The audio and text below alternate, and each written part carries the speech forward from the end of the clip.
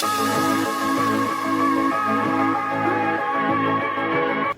दोस्तों, नमस्कार। स्वागत है आप सभी का आपके अपने YouTube channel invest in plot पे। मैं आपका भाई गणेश यादव आ चुका हूँ नया वीडियो लेके, जिसमें मैं आपको बताने वाला हूँ कि सोसाइटी पट्टे और जेडीए पट्टे में क्या फ़र्क होता है।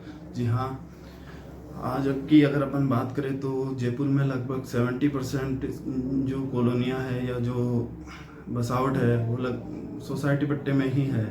क्योंकि जब लगभग 2000 से सन 2000 से पहले या फिर 2008 2013 तक का अगर मैं बात करूं तो सोसाइटी की कॉलोनियाँ बहुत काटी जा रही थी और 1999 में इसमें रोक लगाया था। जी हाँ, गवर्नमेंट ने 1999 पे सोसाइटी की जो कॉलोनियाँ हैं उन पे रोक लगा दी थी।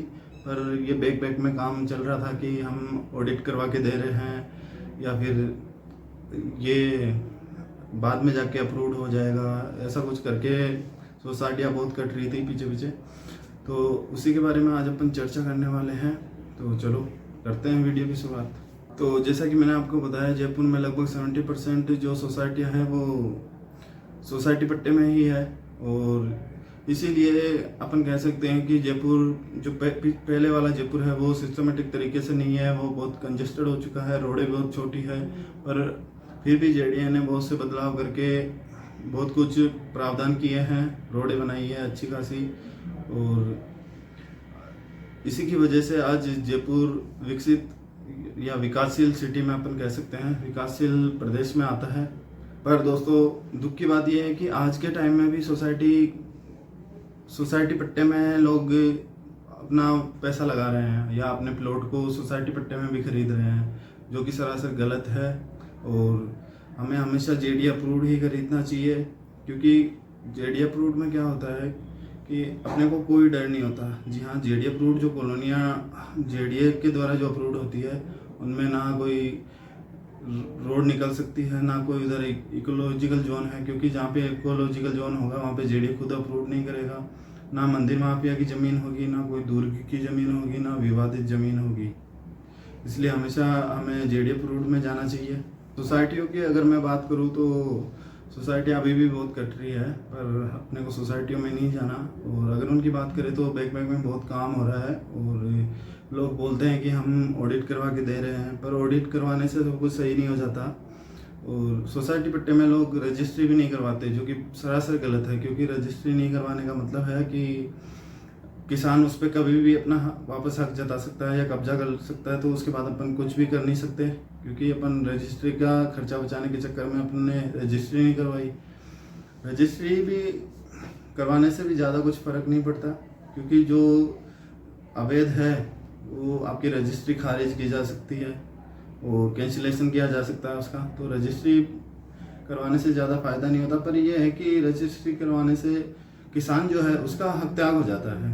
तो इस चक्कर से हमें रजिस्ट्री जरूर करवानी चाहिए अगर अपन सोसाइटी पट्टे में जा रहे हैं। तो सोसाइटियों की अगर मैं बात करूँ तो वो मंदिर माफी की ज़मीन हो सकती है, दुर्ग की ज़मीन हो सकती है, विवादित ज़मीन हो सकती है। जैसे कोई दो भाइयों की ज़मीन है, उनके बीच में विवाद चल रहा है, तो दोनों बेच के निकल गए और जिसने प्लॉट खरीदा है वो आपस में लड़ता रहो, उनको कोई जेडीए पट्टा नहीं मिलेगा। या और ऐसी जगह पे जहाँ पे ये दुर्ग की ज़मीन हो, मंदिर भूमि हो, तो यहाँ पे जेडीए भी कभी अप्रूव नहीं करता है। जेडीए भी वहीं अप्रूव करता है जो उसके मास्टर प्लान में हो। तो एक बार हमें सोसाइटी पट्टे में जाने से पहले ये सब कुछ बातें ध्यान में रखनी चाहिए, क्योंकि इंसान अगर मकान खरीदता है तो वो अपने जीवन की आधी पूंजी लगाता है उसमें, और अपने जीवन की आधी पूंजी नष्ट हो जाना मतलब एक तरीके से इंसान ही नष्ट हो जाना। तो इन बातों का हमेशा ध्यान रखें। जैसे अपने कालवाड़ रोड इसका बहुत अच्छा एग्जाम्पल है। कालवाड़ रोड पे बहुत सी सोसाइटियाँ काटी जा चुकी थी जो कि सोसाइटी पट्टे में थी, पर चुनाव के चक्कर में बहुतों को यहाँ पे जेडीए अप्रूव्ड पट्टे मिल चुके हैं, जो कि अच्छी बात भी है कस्टमर्स के लिए।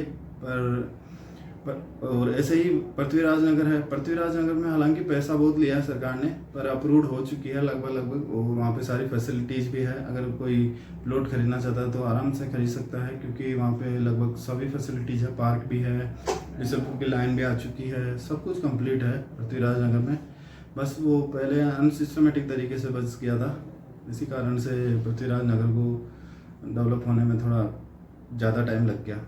जेडीए पट्टे और सोसाइटी पट्टे में फैसिलिटीज़ की अगर मैं बात करूँ तो जेडीए पट्टे में आपको फुल से फैसिलिटीज़ मिलती है। जैसे कोई टाउनशिप है 20 बीघा की, तो अपन उसमें खाली 50% पे ही प्लॉटिंग कर सकते हैं। 50% में अपने फैसिलिटीज एरिया छोड़ा जाता है, जिसमें रोड आ गई, पार्क आ गया और मंदिर, community hall, water tank, SVM tank, ये सब कुछ बनाया जाता है। तो अपने को इन्वेस्ट भी वहीं पे करना चाहिए या रेजिडेंस भी अपना वहीं पे करना चाहिए जहाँ पे अपने को मूलभूत आवश्यकताओं की चीज़ें मिले। और सोसाइटी पट्टे की मैं अगर बात करूँ तो जहाँ पे 30 फीट की रोड बताते हैं वहाँ पे 15 फीट की रोड मिलती है।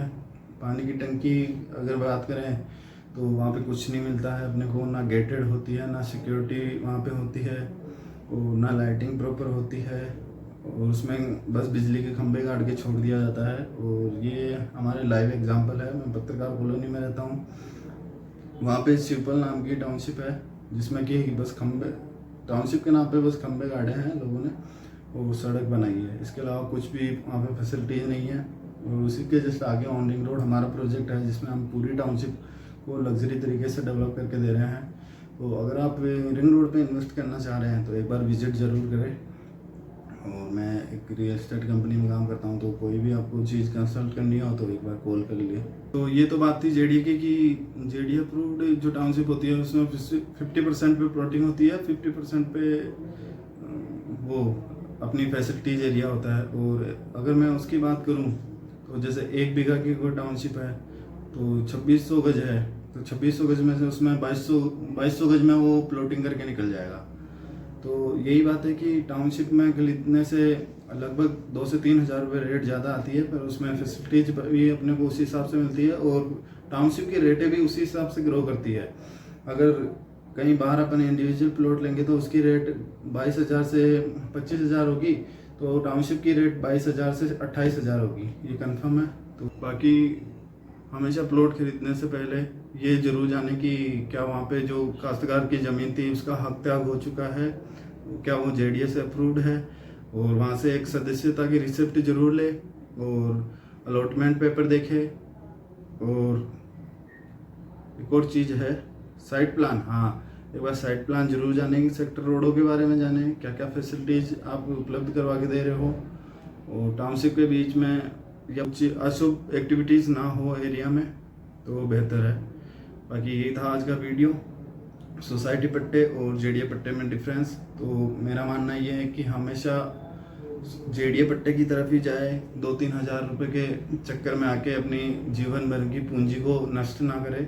धन्यवाद, आपने वीडियो पूरा देखा, इसके लिए आपका बहुत बहुत धन्यवाद। चलो मिलते हैं नेक्स्ट वीडियो में, और मैं आपको ऐसे ही मददगार वीडियो लाता रहूँगा। आप चैनल को सब्सक्राइब और सपोर्ट करना ना भूलें, और नेक्स्ट वीडियो किस टॉपिक पे बनाऊँ ये भी मुझे ज़रूर बताएं। धन्यवाद।